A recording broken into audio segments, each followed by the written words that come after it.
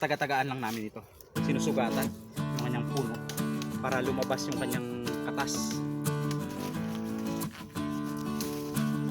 So ayan guys, makalipas ang halos isang buwan ay binalikan ko na itong punong kahoy na ating nilagyan ng taga o sugat.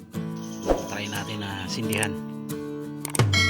Yun o, maapoy talaga mula sa kanyang katas.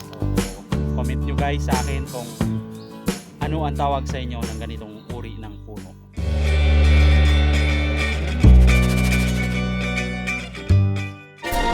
So ayan mga kagilap, ngayong araw ay babalikan na natin yung punong kahoy na aming nilagyan ng sugat o nilagyan ng taga. So para lumabas yung kanyang katas. So titingnan natin guys kung mayroon na siyang katas o matigas na yung kanyang katas. Pwede nang kunin para pasigaan. So ayan. Tawagan nyo kami ngayong araw guys. Babalikan na natin.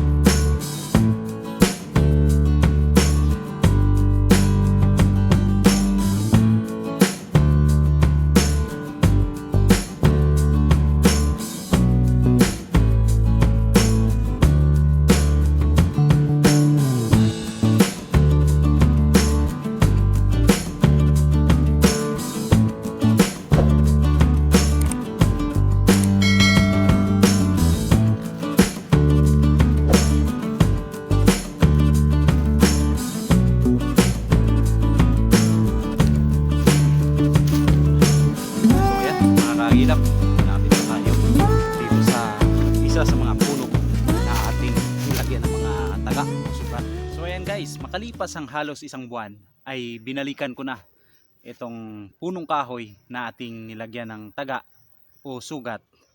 So ayan, lumabas na yung kanyang mga katas at malapit na siyang matuyo.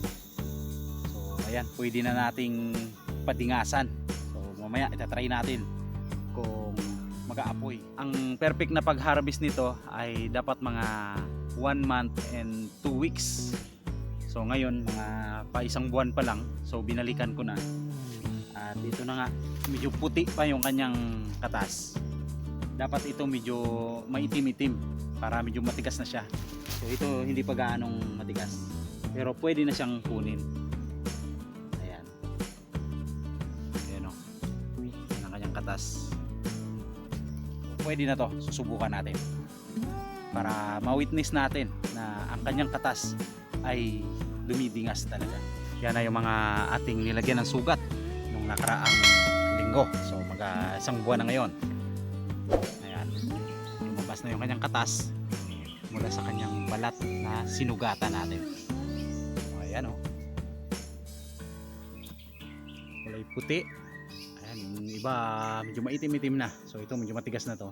Ito naman ay malambot pa yan. So madudurog pa yan kung kukunin natin kaagad. So mga 2 weeks pa ito bago siya pwedeng harvestin. So ngayon ay magta-try muna tayo. So ayan, na-witness natin guys na yung kanyang katas ay tumatagas galing sa kanyang sugat at tumitigas. Ayan, medyo maitim-itim na. So ito perfect na tong kunin, yung ganitong katas ng puno ng saing. So ayan, tatry natin na sindihan yung kanyang katas. Tingnan natin kung tumingas. Medyo basa. Ayan, nag-ulan kanina. So pero tatry pa rin natin na paapuyan. Mag-try tayo na sindihan yung kanyang katas. Ayan, sagad siya sa baba. Ayan yung kanyang katas, kulay puti. Ayan, may dala akong puspuro. So try natin na sindihan. Ayun konting ano mo lang ng apoy ay dumidingas agad yung kanyang katas. Ayan. Ayan guys, sa mga bago pa lang nakakita nung ganitong uri ng puno. So ito ay tinatawag dito sa amin na puno ng saing. Ayan. Ayan ang kanyang puno. Malaking puno. Ayan ang kanyang mga dahon. Medyo mahahaba. Ayan. Ayan pa yung mga sugat na ating nilagyan. ng taga. O, ayan o.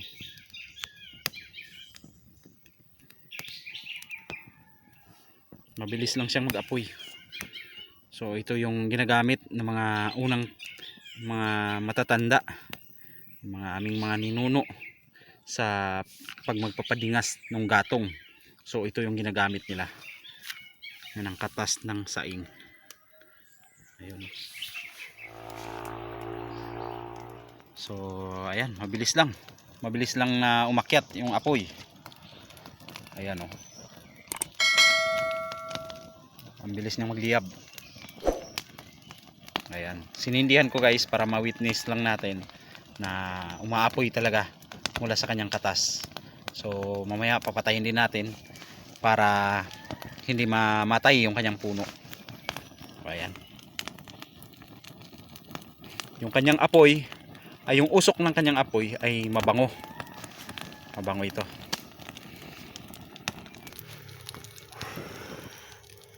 So ayan, pinatay ko na. Ayan guys, mabilis yan na mag-apoy pero yung kanyang katas ay matagal matunaw.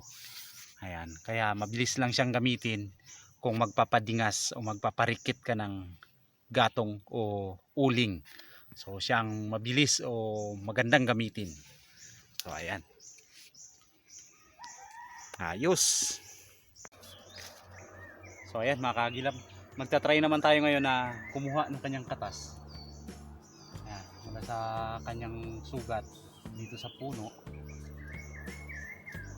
At dito natin sisindihan sa patpat. Ayan.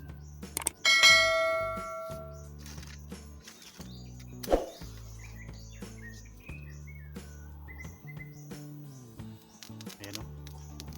Saglit mo lang siya sindihan guys, ay maapoy na kagad. Ayan. So medyo pumuputok-putok siya dahil inabot na nga ng ulan ngayon at nabasa. Ayan, kaya medyo pumuputok-putok. Ayan yung apoy niya. At yung kanyang usok guys ay mabango. Mabango yung amoy nito. Ayan.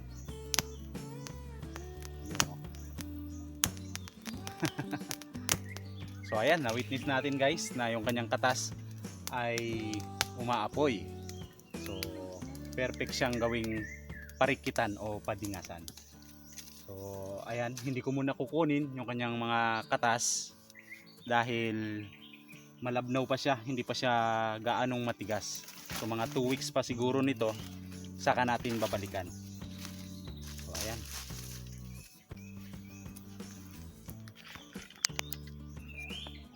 So ayan yung katas niya guys. Dahil kapag kinuha natin na kulay puti pa siya, dapat ito ay brown o maitim-itim na siya. Dahil pag kinuha natin, ayan, nadudurog siya. Ayan, o. Hindi mo siya makukuha ng buo. So comment nyo guys sa akin kung ano ang tawag sa inyo ng ganitong uri ng puno. So dito sa amin sa Palawan ay puno ng saing. So sa ngayon guys ay hindi muna natin kukunin yung kanyang katas dahil hindi pa siya ganong tuyo. So nadudurog pa siya kapag kinuha. So mag-aantay pa tayo ng mga 2 weeks. So ayan, at least na witness natin na yung kanyang katas ay umaapoy. So perfect siyang gawing parikitan o padingasan.